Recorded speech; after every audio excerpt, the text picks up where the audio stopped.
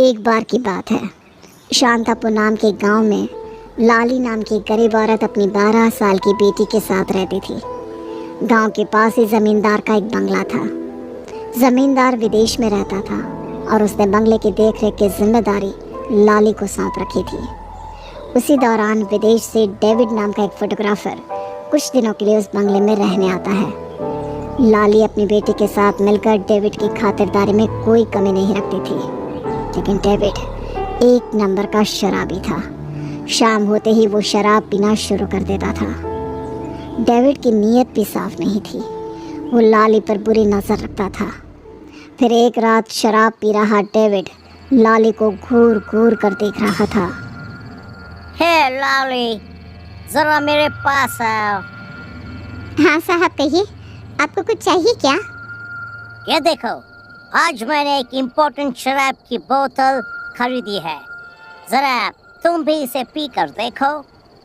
छी, राम राम साहब, मैं शराब नहीं पीती।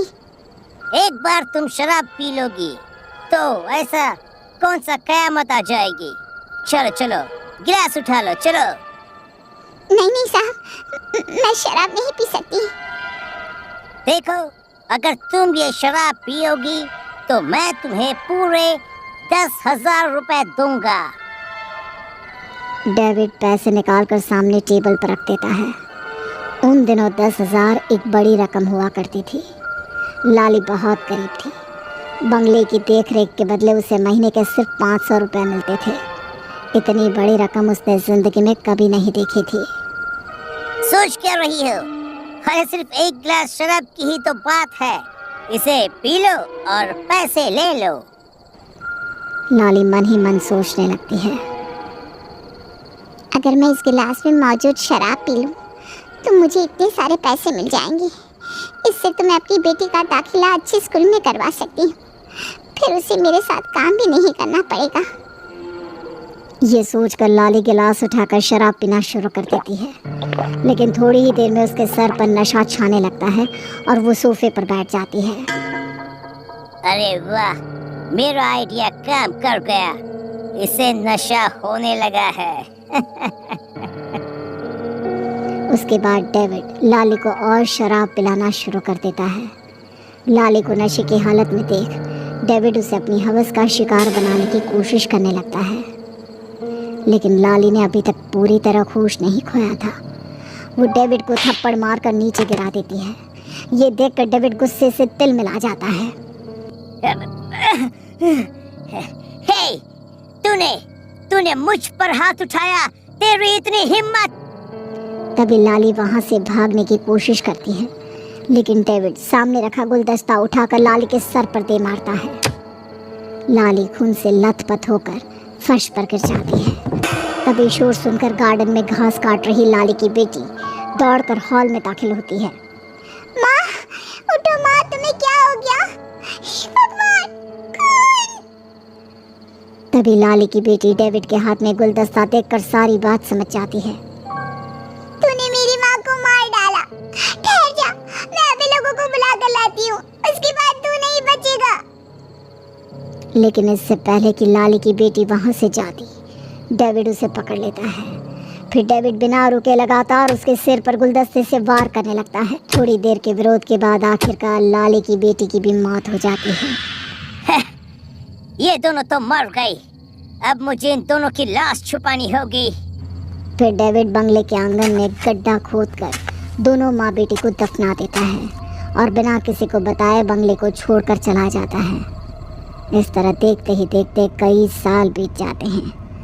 फिर एक दिन नैना और सुनैना नाम की दो बहनें कुछ दिनों के लिए उस बंगले में आती है।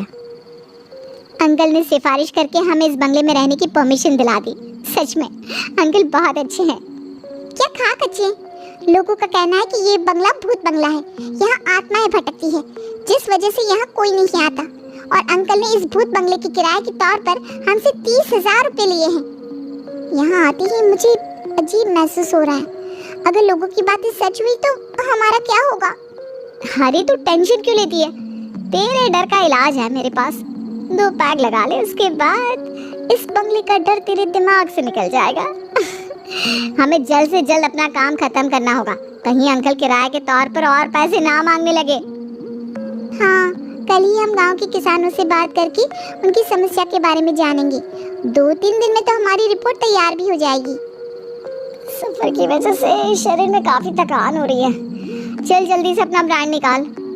तुझे ना बस ड्रिंक करने का बहाना चाहिए। अरे मेरी जान, मैं अकेली पीती हूँ क्या? तू भी तो पीती है मेरे साथ। चल ना, निकाल बोतल। उसके बाद वो दोनों बैग से शराब की बोतल निकाल लेती हैं, लेकिन तभी अचानक वहाँ किसी के रोने की आवाज़ गूंजने लगती है।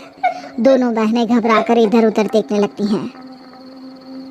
इस बंगले में शराब लाने की तुम्हारी हिम्मत कैसे हुई? मुझे शराब से सख्त नफरत है। अरे ये कौन है? यहाँ तो कोई दिखाई भी नहीं दे रहा। हाँ, मुझे भी बहुत डर लग रहा है। आखिर ये सब क्या है? तभी लाली और उसकी बेटी की आत्मा उन दोनों के सामने प्रकट हो जाती है। फिर अगले ही पल शराब की बोतल हवा में उड़कर फर्श पर गिर के टूट जाती है। लाली और उसकी बेटी का डरावना चेहरा देखकर दोनों बहनें डर के मारे थर-थर कांपने लगती है। अरे तूने सच कहा था, इस बंगले में तो चुड़ैल रहती है। यहाँ आकर हमने बहुत बड़ी भूल कर दी। नहीं, हमें मत मारना, हमने कुछ नहीं किया।